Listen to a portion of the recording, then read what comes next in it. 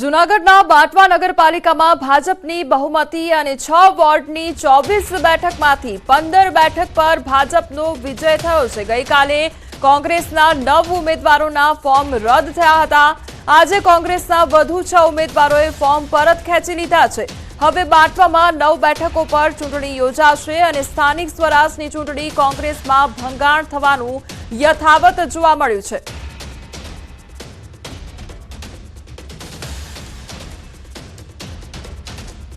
आ तरफ पंचमहाल हालोलनी शिवराजपुर जिला पंचायत बैठक बिनहरीफ थई छे। शिवराजपुर जिला पंचायत बैठकनी पेटा चूंटणी माटे कोंग्रेस अने भाजपना उमेदवारोए नोंधावी हती उमेदवारी पत्र परत खेंचवाना अंतिम दिवसे कोंग्रेसना उमेदवार परत खेंचता भाजपना मीनाबेन परमार थया बिनहरीफ।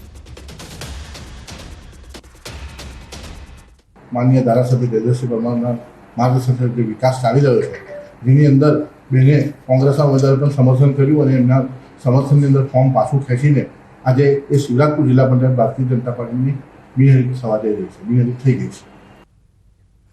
चूंटणीना फॉर्म चकासणीना अंतिम दिवसे उमेदवारोनुं चित्र स्पष्ट थयुं छे अने झालोद नगरपालिका चूंटणी माटे 28 बेठको माटे 162 फॉर्ममांथी 129 फॉर्म मान्य ज्यारे 33 फॉर्म रद थया छे।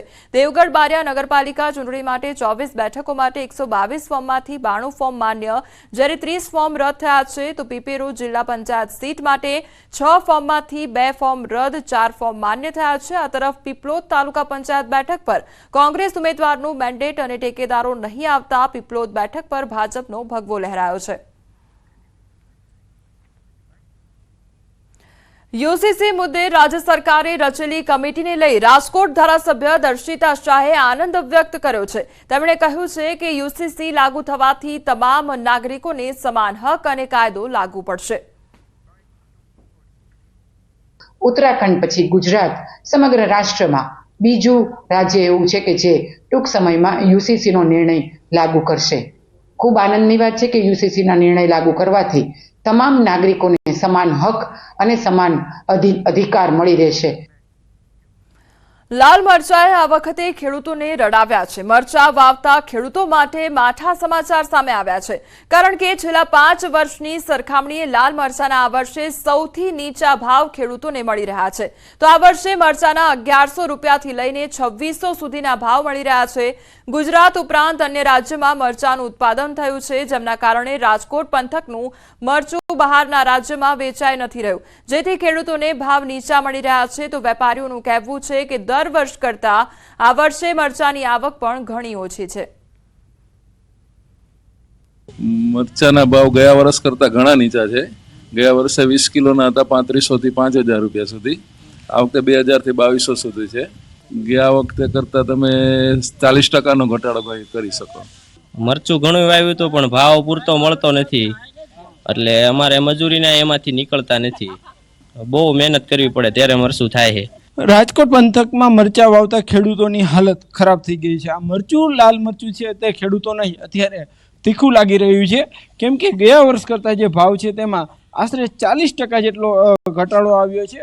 ગયા વર્ષે જે ભાવ મળતા હતા તે નીચામાં 1500 રૂપિયા જેટલા મળતા હતા, જે ઉચ્ચમાં 3800 રૂપિયા સુધી મળતા હતા। એ જ ભાવ આ વર્ષે ક્યાંક 1100 રૂપિયા જે છે એ નીચામાં મળી રહ્યા છે, જ્યારે ઊંચામાં 2400 રૂપિયા જેટલા ભાવ મળી રહ્યા છે। એટલે કે કહી શકાય કે જે તનતોડ મહેનત કરીને વાવેલું આ મરચું છે તે ક્યાંક ને ક્યાંક ખેડૂતોને તીખું લાગી રહ્યું છે। તેમના 40% જેટલા ભાવ નીચે આવી રહ્યા છે। ગયા વર્ષે આ જ મરચાનો પટ છે તે આખો ભરાયેલો જોવા મળતો હતો, પરંતુ અત્યારે જે છે આ મરચાનો પટ ખાલી જોવા મળી રહ્યો છે। આવક પણ ઘટી છે। બીજી તરફ ખેડૂતોની જે છે એ ખેડૂતોની આર્થિક આવક ઘટી છે, બીજી તરફ મરચાની પણ આવક ઘટી છે, એટલે ક્યાંક ને ક્યાંક ખેડૂતોમાં પણ નિરાશા જોવા મળી રહી છે।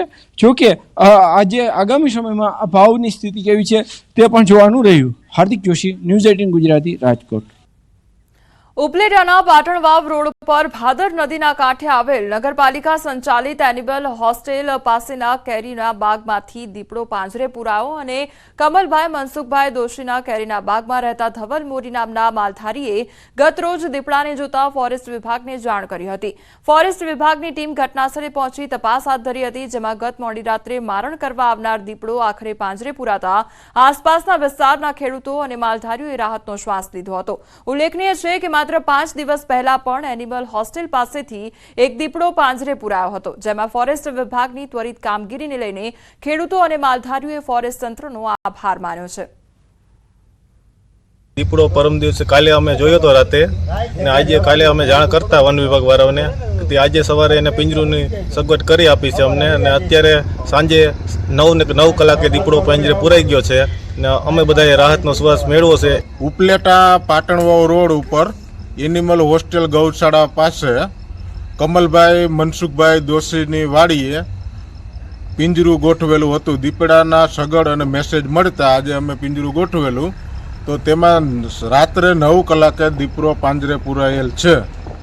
અને આની પહેલાં પણ 29/1ના રોજ ભીમભાઈ લાખાભાઈ ભારાઈની નેસના વિસ્તારમાં પણ દીપડો પાંજરે પુરાયેલ છે. હિન્દુ હૃદય સમ્રાટ શિવાજી મહારાજની પ્રતિમાનું જાપાનના ટોક્યોમાં જાપાનના યુવરાજના હસ્તે સ્થાપન થશે અને જાપાનમાં સ્થાપન પહેલા પ્રતિમા અમદાવાદ ખાતે પહોંચી. અમદાવાદના મેયર પ્રતિભા જૈન, ભાજપ ધારાસભ્યોએ મૂર્તિ પૂજન અને આરતી કરી આગામી દિવસોમાં રાજ્યભરમાં રથયાત્રા જશે. મહત્વનું છે કે મહારાષ્ટ્રના અલગ અલગ 11 કિલ્લામાંથી માટી લઈ જઈ જાપાનમાં સ્ટ્રક્ચર તૈયાર કરવામાં આવ્યું છે. हमारी संस्था एक सामाजिक संस्था है, पुणे महाराष्ट्र से हम लोग हैं.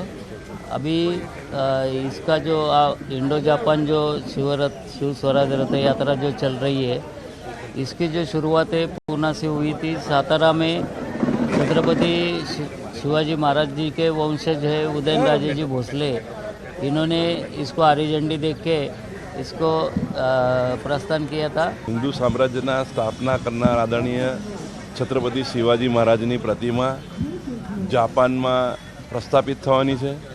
આ સ્ટીલની પ્રતિમા છે ને જાપાનના ધરતીકંપવાળા વાતાવરણને અનુરૂપ સ્ટીલની પ્રતિમાઓ પર ફાઇબર ચડાવી અને આખા દેશમાં પરિભ્રમણ કરીને દેશના બધા જ મોટા રાજ્યોમાં શહેરોમાં ફરીને આજે અમદાવાદ આવી રહી છે.